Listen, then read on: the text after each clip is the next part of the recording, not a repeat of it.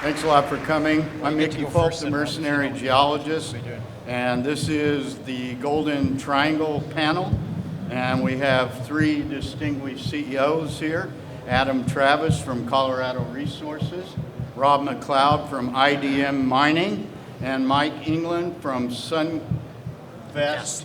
Mining. And I almost said Sunwest, but Sunvest Mining. And they all have projects in the Golden Triangle. So I'm going to give everybody a couple of minutes to describe their company, their project, and I'm a strong proponent of share structure, people, projects, and cash in the bank, or the ability to raise cash. And so, Adam, we'll start with you. Well, good afternoon, everyone. Thanks, Mickey, for the introduction, and also thanks to my fellow panelists here. Rob and I certainly go way back. Mike, I've met him over the years too.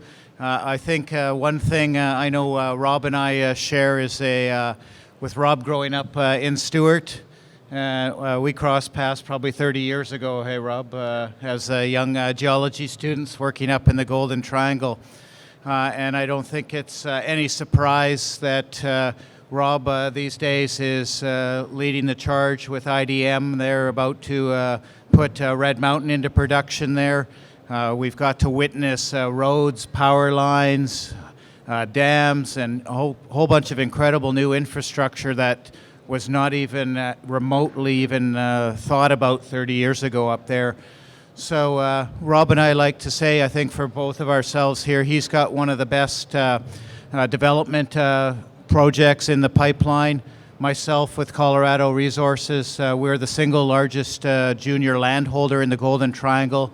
Only Pretium has any more ground than us up there. And I guess milestones for us, Mickey, last year were we bought Seabridge out of our flagship KSP project, and we also brought in Goldcorp as a strategic investor into Colorado. So I just encourage you guys to come by the booth and learn more about our projects. And over to you, Rob. Good job. 13 seconds remain. Man, Adam, and thanks for the kind words. You know, we're all pretty tight, actually, all of us that work in Northwest BC, look after each other. We both on the safety side, but also on the marketing side, doing joint tours. We're all big believers in the potential of the Golden Triangle. It is one of the richest place in the world for gold, for grade. You know, there's other areas where there's a lot more ounces, but you look at the past producing Premier Mine, Eskay Creek Mine, certainly Valley of the Kings, which is globally unique with the amount of gold there. It is a wonderful place to explore and also politically and socially stable.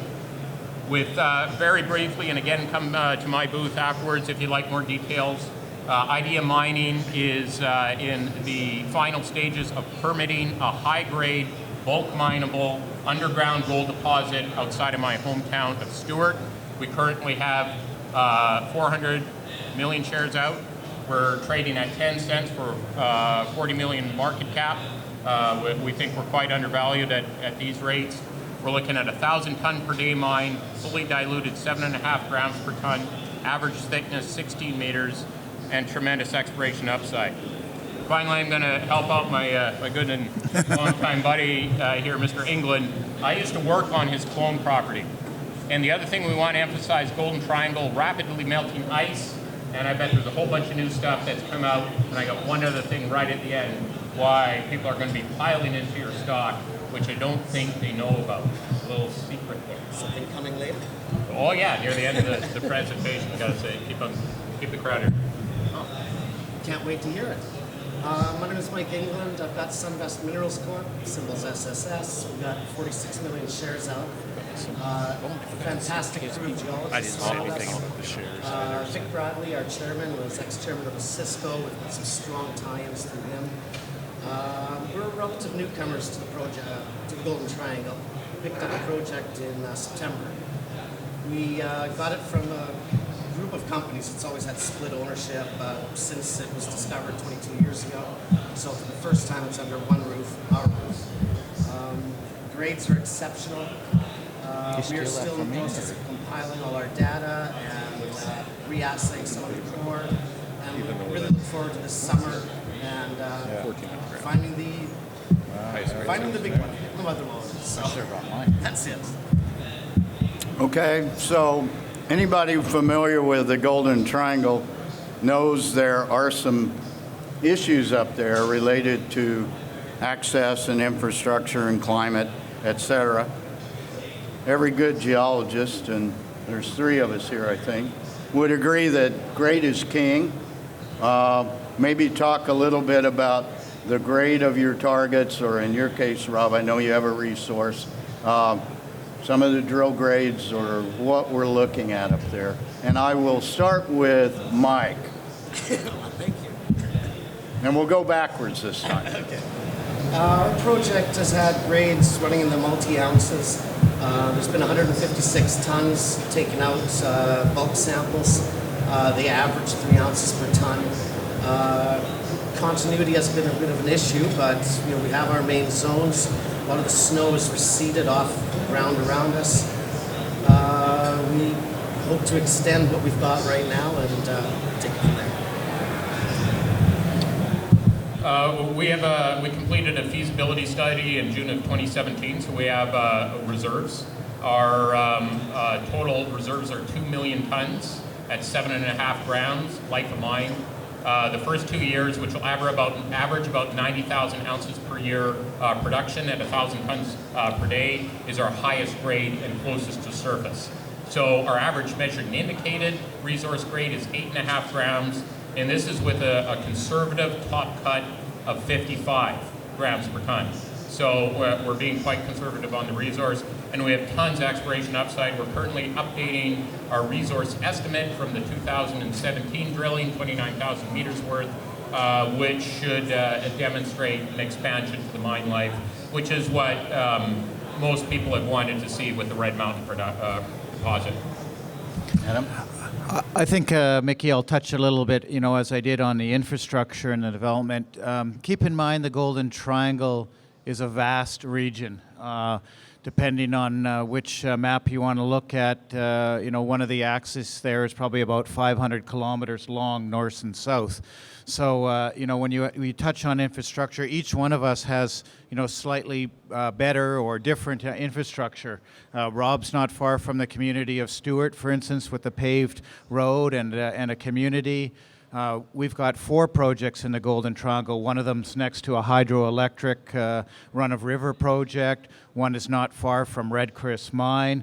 Some of the other ones are high up on the mountain. So you really got to look at, I would encourage people here in the audience, it's a 500 square kilometer area. There is infrastructure, quite a variety from location to location. We certainly have focused on high grades in areas in there, but we also do have bulk tonnage, porphyry copper, gold type grades, for instance, on our North Rock project next to Red Chris, which is a porphyry copper mine. So as those infrastructure and power lines and that have come into the area, that has allowed some of the lower grade, more bulk tonnage projects to be developed, right? Probably the largest one in the Golden Triangle in terms of contained ounces and lower porphyry copper grades, of course, is the KSM deposits with, I think they're north of 60 million ounces of gold alone in there, right? So, but it's going to take quite a bit of power and infrastructure, right? And probably a higher gold price in that case, and copper price.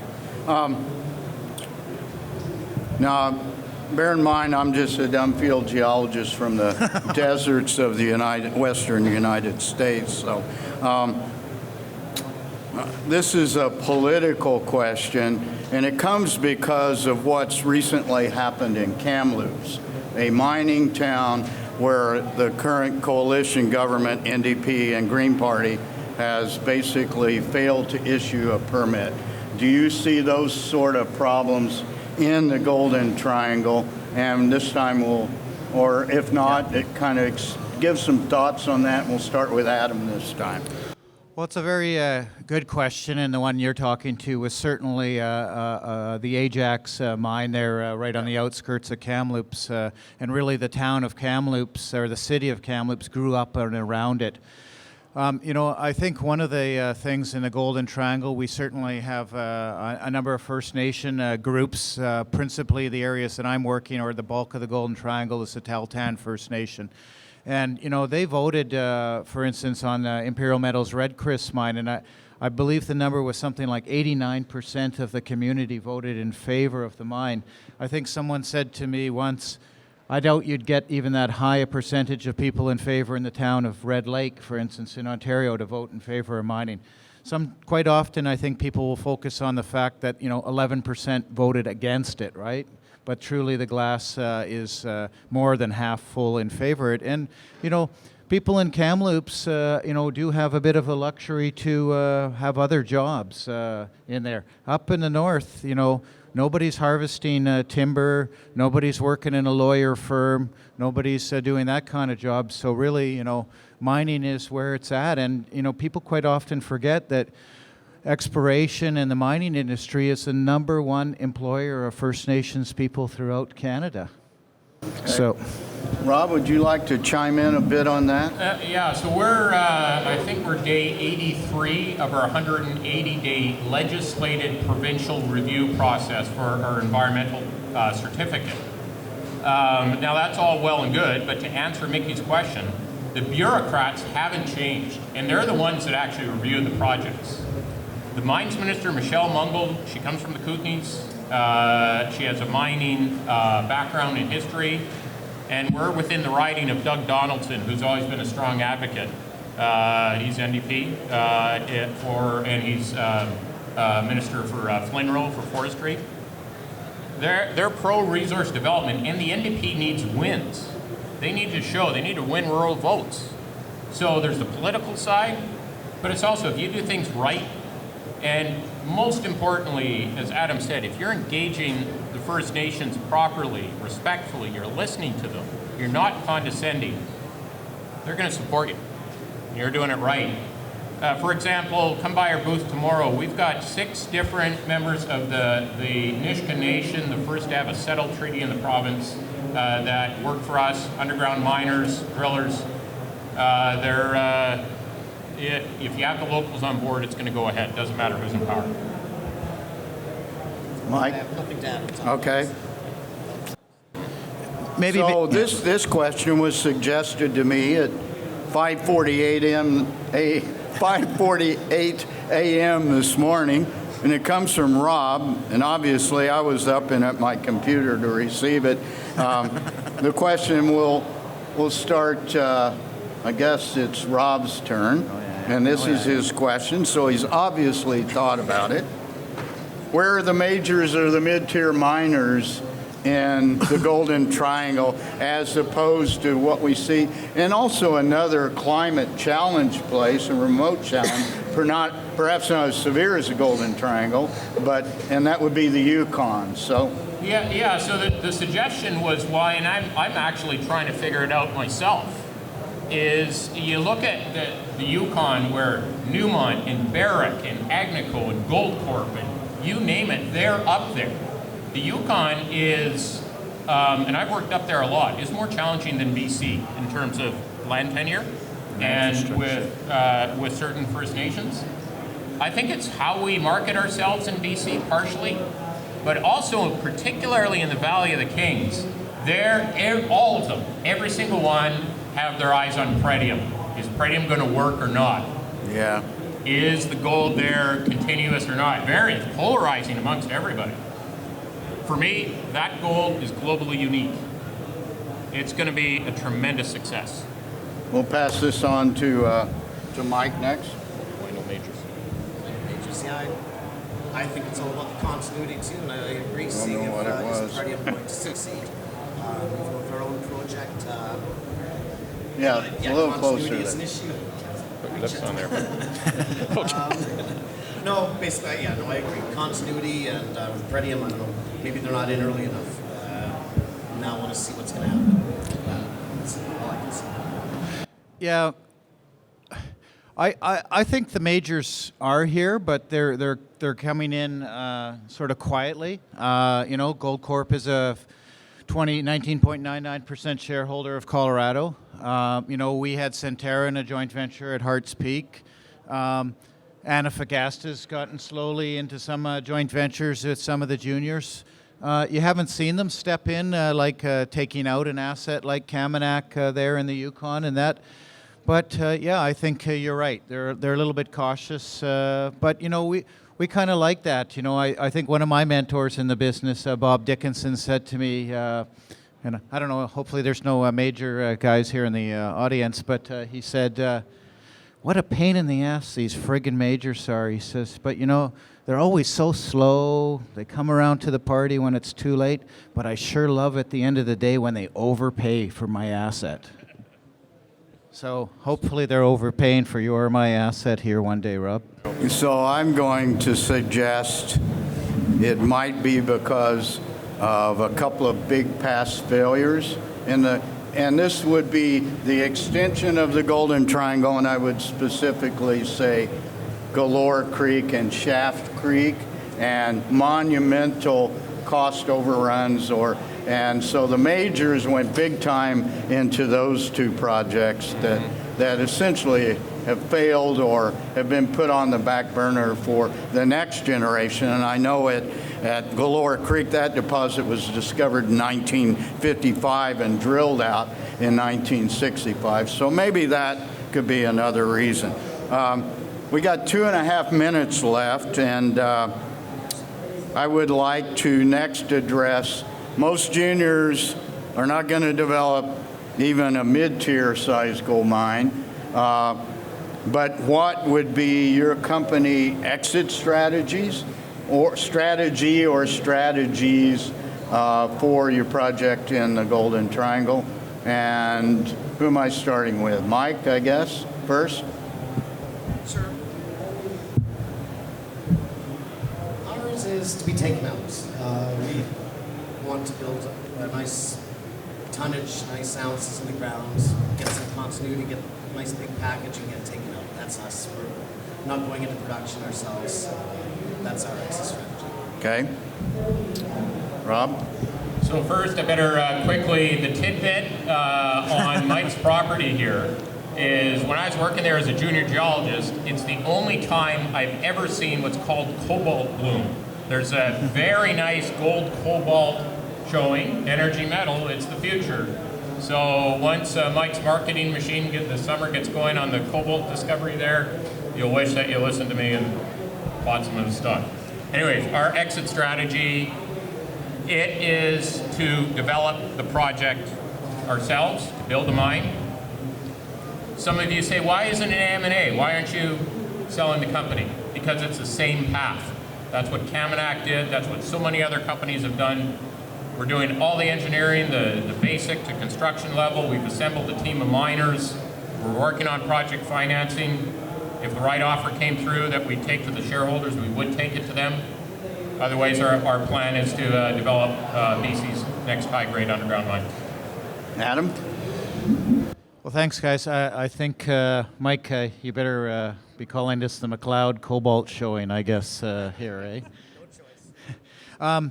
Yeah, similar to these guys, we like to be the guys that spend the millions or tens of millions of dollars on a project to get the hundreds of millions of dollar takeover offer. I've had the fortune to be with some companies like Brett Resources, where Cisco, took us out of Hammond Reef in Ontario for whatever, $400 million. Rob's being a little humble. He had a similar thing up in the Yukon there in a white gold camp. And so, the majors generally don't have that appetite for the early on stuff and the risk. They'd rather pay for, they'd rather pay a higher price down the road. And so really in many ways you're looking here at, we're basically doing exploration for some of these majors and the producers. And, let's face it, I've become an accidental miner a couple times, and that's really not in my nature. I'm an explorer. Folks, we're out of time. Thanks for coming. If you have any questions for specific companies, all these guys have booths on the floor here. I also have a booth outside by the registration desk. and drop by mercenarygeologist.com. Thanks.